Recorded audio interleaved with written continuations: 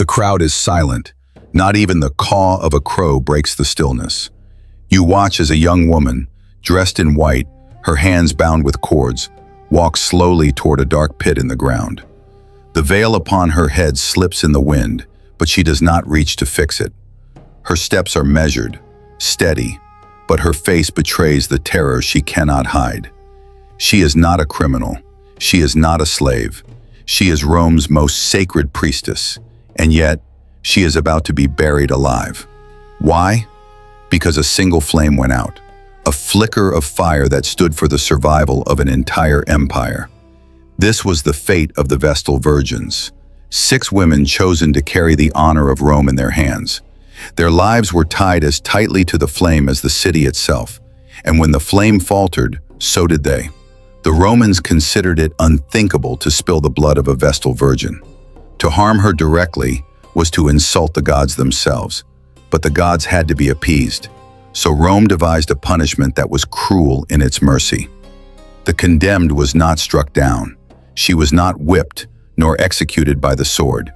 Instead, she was led to a chamber beneath the earth. Inside lay a small bed, a single oil lamp, a blanket, and just enough food to prolong her suffering. Bread, water, milk, and oil. Nothing more. Rome could then claim with cold precision, "We did not kill her." She was left with the means of life, but everyone knew the truth. At the threshold of the chamber, the priestess pauses. The people lean forward, breathless. She lifts her chin, her voice trembling yet filled with defiance. "I am innocent."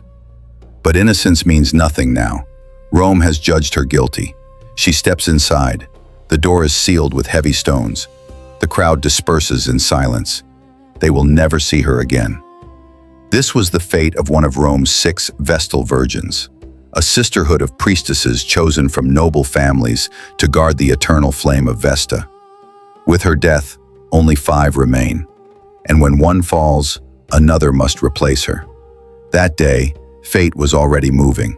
Among the crowd stood a 6-year-old girl named Licinia. Her small fingers clutched her mother's hand as she watched in horror, her wide eyes fixed on the dark hole that had just swallowed a living woman. She did not know it, but within days, she herself would take the empty place. Her family rejoiced when the Pontifex Maximus called her name. To them, it was the greatest honor imaginable. To be chosen as a Vestal Virgin meant that the gods themselves had smiled upon their household. Only daughters of patrician families, Rome's proud aristocracy, could be selected, and once chosen, there was no refusal. Licinia was healthy, beautiful, and untouched by the world, the perfect candidate. Her parents celebrated, Rome cheered, but Licinia felt only dread. Her childhood was over. From that moment, her life no longer belonged to herself, nor to her family.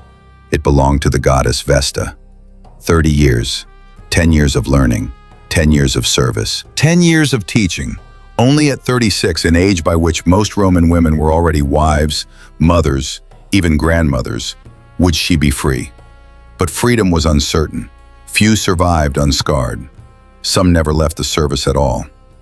Yet the life of a Vestal was not without privilege. They lived in the Atrium Vesta, a grand residence in the Roman Forum, just steps away from the beating heart of the empire. Their home was decorated with mosaics and marble floors, far finer than most senators enjoyed. In the Colosseum, they sat in the front rows, beside senators and generals. When they walked the streets, lictors, bodyguards with fasces in hand, cleared the way for them. Their very presence carried the weight of divine protection. A condemned man led to his execution could be freed on the spot if he crossed paths with a Vestal Virgin, provided she declared his innocence. Their word was law. They could own property, write wills, and control wealth, rights that were denied to nearly every other Roman woman. To the common people, they were not entirely mortal. They were half divine. But privilege had a shadow. The greatest of their duties was to protect the eternal flame of Vesta. Within the round temple in the Forum, a fire burned day and night. It had no statue, no idol, no golden figure to represent the goddess. Vesta was the fire itself. That flame was more than warmth. It was the soul of Rome. As long as it burned, Rome would endure. If it went out, the empire was vulnerable. Wars could be lost, crops could wither, omens could turn dark, and if that happened, someone had to pay. Every morning, Licinia fetched water from the sacred spring to cleanse the temple. She studied the fasti, the calendar of rituals, and memorized the precise words of countless prayers. She assisted in sacrifices, kept watch over the fire, and moved through life as if her every breath was under the eye of the goddess. Even her posture was ritual. When she carried water, her eyes were lowered, fixed on the earth, never distracted. When she tended the fire, her hands were still, her focus absolute. Any mistake could be seen as a stain upon her soul, a crime against Vesta herself. And above all, she was sworn to purity. The Vestal's virginity was more than a personal vow. It was Rome's living symbol. Their untouched bodies were thought to embody the city's strength. If one fell, the empire itself might weaken. But purity is fragile. The people revered the Vestals, but they also watched them with suspicion. A rumor was enough. An accusation, even without proof, could bring death. Licinia never forgot the woman she had seen buried alive. Years later, when she asked about her, an older priestess whispered the truth. The sacred flame had gone out. Panic seized the city. The Pontifex Maximus demanded to know why. Whispers began. Someone claimed the priestess had broken her vow. That alone was enough. Trial meant nothing. Her fate was sealed. The city called it justice. Licinia called it terror. She understood that her life was not her own. The empire could demand it at any time.